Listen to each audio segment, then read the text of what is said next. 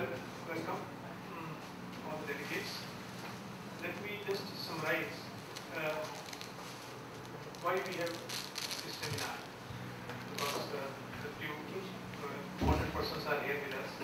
So let me just give you the reasons for this.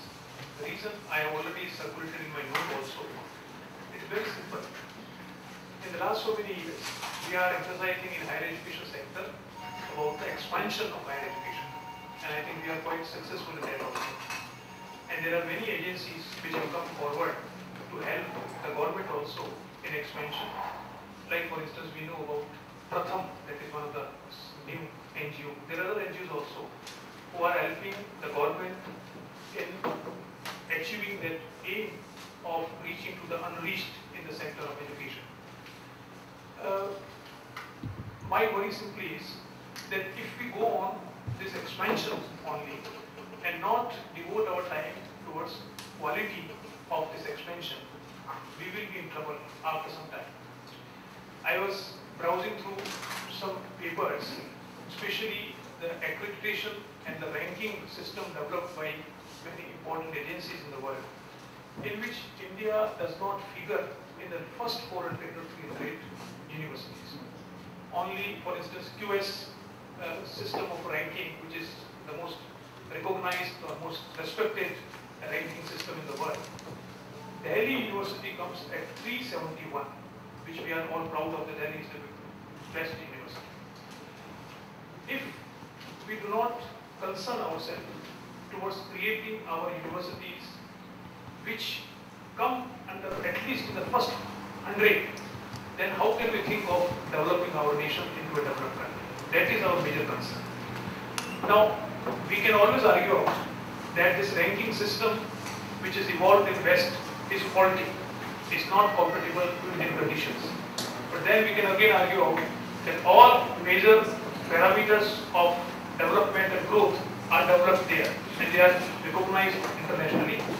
And when we boast of ourselves that we are becoming a developed country, then we use the same parameters by saying that we fit into these parameters, and because of this, now we are becoming a developed country and we are going to compete with United States and Britain in controlling the whole world. Only in education, especially in higher education, we say that no, we do not want these parameters. We have evolved our own parameters. Yesterday, Professor Ranganath, who is director of NAC, he was here. NAC is one of the only institution created by government for ranking the general universities. He also said this, that if we go for evaluating our universities on the basis of the ranking given by, for instance, QS, then we will not figure anywhere, like we figured only at 371 number. So we have started our own system of evaluating ourselves because of our own conditions, and in which we give A grade, A plus, A double plus, B or C or something like that. I asked him privately also, in public also, do you suggest that in all other field of our activity, we have different parameters to evaluate ourselves, to say that we are inadequate, we have some defective system, so that we should have something different from the whole world. But in the area of globalization, when we are talking of competing with each other, when everything is open to everybody, then how can we say that we will evolve something different? We may challenge it. There are certain universities, certain countries, for instance in China or in Taiwan, they have evolved their own ranking system. But that ranking system, on the basis of that, if they evaluate their universities, that is right. But even if they put their universities for the ranking by this QS, then they also come at 40. For instance, Shanghai University comes at 47, Taiwan University comes in the first 100 universities. So the question simply is not that we can evolve our own ranking. The question is what we should do to make our university more qualitative. Now I believe personally, this is my personal belief which you may dispute, that the government does not have much role to play in this, because the government can do only one thing, to make such policies which will give a free hand to the private sectors in such a manner that they should not misuse this freedom. They should utilize their freedom in creating a qualitative university. This is the only thing. I don't perceive a future in which the government will put 10,000 crore rupees in a university to make it world-class university. I don't think so. They may claim that there are world-class universities we are creating, but it is almost impossible for any government to put so much of money. What government can do is to provide certain facilities, certain parameters for creating such environment in which this qualitative assurance is possible in higher education institutions. So this is the fundamental worry, and fortunately we have just recently established in our university a Center for Internal Quality Assurance.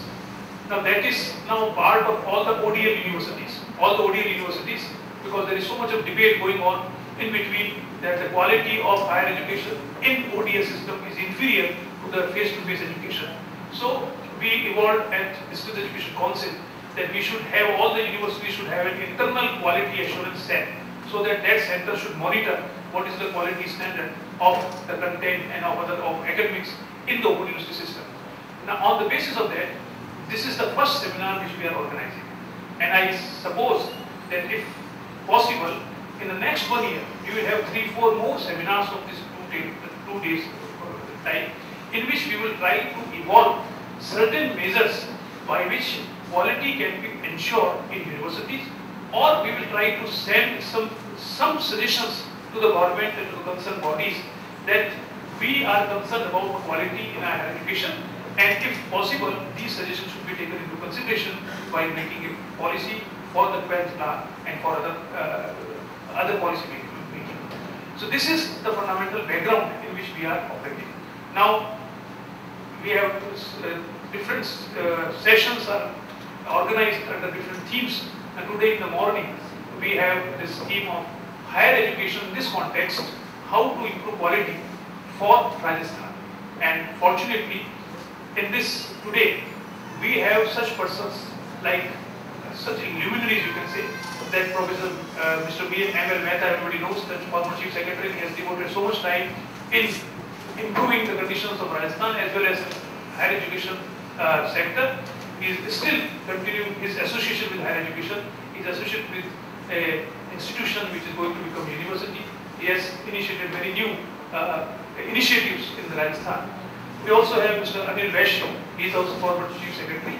He was Education Secretary for many years, and he also at that one time developed some sort of a report for the government to consider how to improve higher education in the state of Rajasthan. We also have Professor P.C. Vyas. Everybody knows that he is now started thinking of giving some alternatives, better alternatives for future consideration for the government and for the public, how to improve this system and how to improve quality in higher education.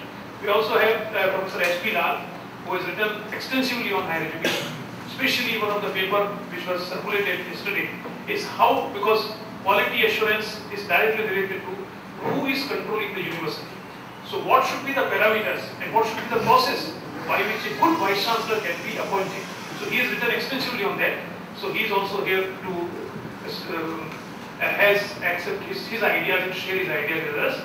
We also have Professor Arun Chaturvedi, who has a long experience in a traditional university, and now for the last 4 or 5 years he is associated with our university.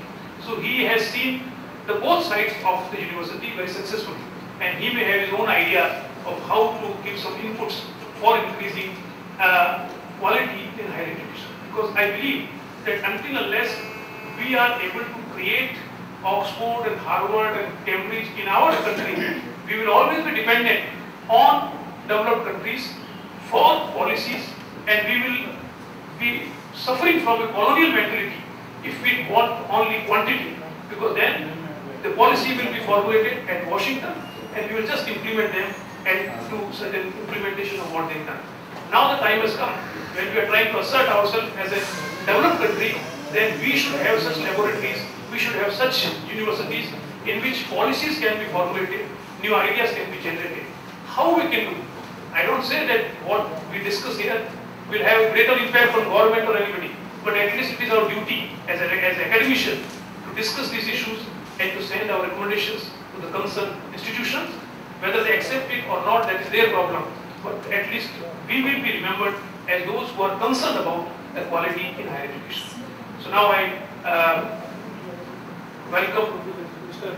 Mehta Sahab, and he will chair the session, and the session will be conducted by him. Thank you.